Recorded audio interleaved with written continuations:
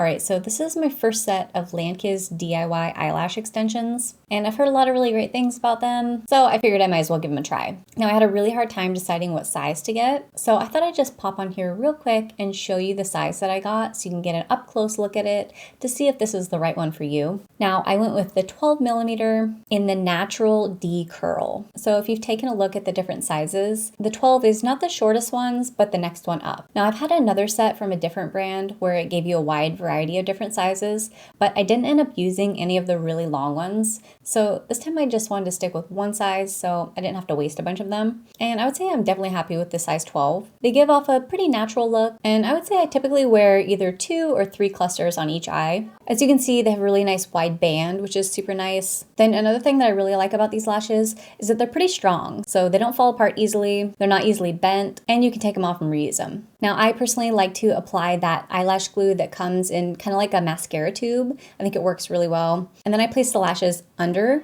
and honestly, I think it's a lot easier than placing them on top. For me, at least. Overall, I think these are really nice lashes. I love that you get a ton of them, and I'll definitely be getting some more.